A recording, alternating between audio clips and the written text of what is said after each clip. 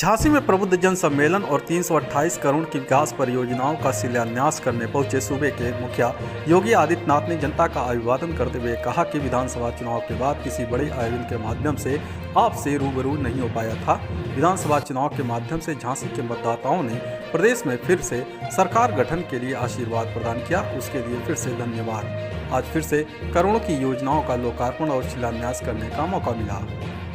बुंदेलखंड को प्रदेश और देश के अंदर सूखा, बदहाली, लूट खसोट के लिए जाना जाता था।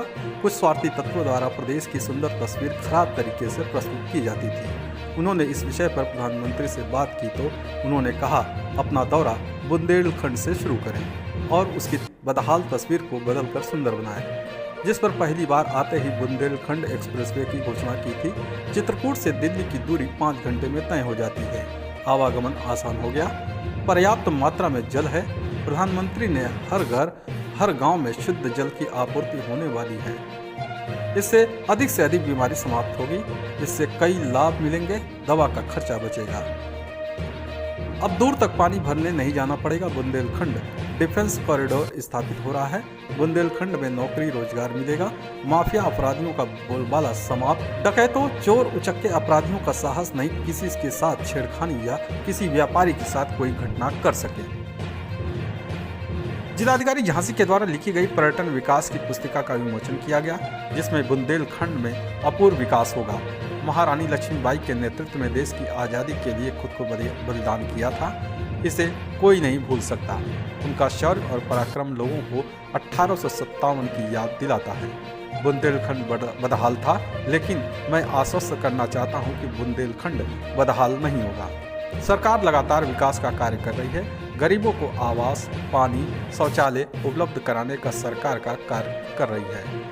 रसोई गैस, बिजली कनेक्शन आदि सुविधाएं सरकार ने मुहैया कराई है। इसके साथ ही उन्होंने आगामी नगर निकाय चुनाव में फिर से भाजपा पर विश्वास बनाए रखने की अपील भी की।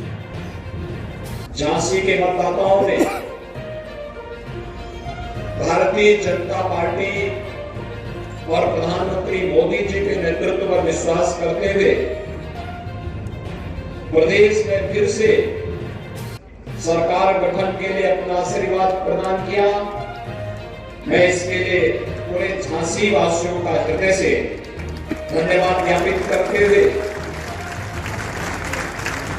आज आप सबको 322 करोड़ रुपए से अधिक की इन परियोजनाओं का लोकार्पण और शिलान्यास करने का हमें यहाँ अवसर प्राप्त हुआ है। इसके लिए अपने सभी माननीय जनप्रतिनिधियों का मैं हृदय से उन्हें बधाई देता हूं और आप सबको इन योजनाओं के लिए आप सभी झांसी वासियों को हृदय से आपका अभिनंदन भी करता हूं।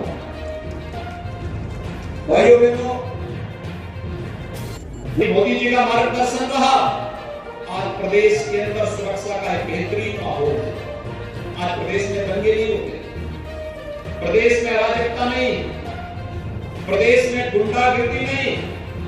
और पहला चुनाव था आजादी के बाद का जो कानून व्यवस्था के मुद्दे पर लड़ा गया, ये पहली बार हुआ।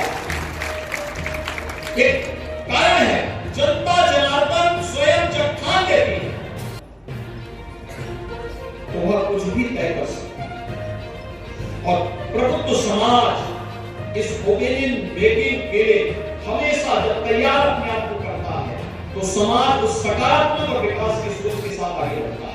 वही विकास की सोच जो हम सबके जीवन में परिवर्तन लाएगी। उसी सकारात्मक सोच को आगे बढ़ाने के लिए मैं आपके बीच आया हूं, आपसे कहने ईज ऑफ लिविंग के प्रधानमंत्री मोदी जी के विजन को जमीनी धरातल पर लागू करने के लिए जो कार्यक्रम प्रारंभ हुए हैं, इसमें हर गरीब को सिर ढकने के लिए छत की उपलब्धता हो, हर गरीब के पास शौचालय की सुविधा हो, हर गरीब के पास रसोई गैस का कनेक्शन हो, हर गरीब के पास विद्युत का अपना कनेक्शन हो, हर जरूरतमंद वृद्धजन को वृद्धावस्था पेंशन का लाभ प्राप्त हो, हर निराश्रित महिला को विधवावस्था पेंशन का लाभ प्राप्त हो, हर दिव्यांगजन को दिव्यांगजन पेंशन की सुविधा का लाभ प्राप्त हो, हर स्ट्रीट वेंडर को पीएम स्वनिधि योजना के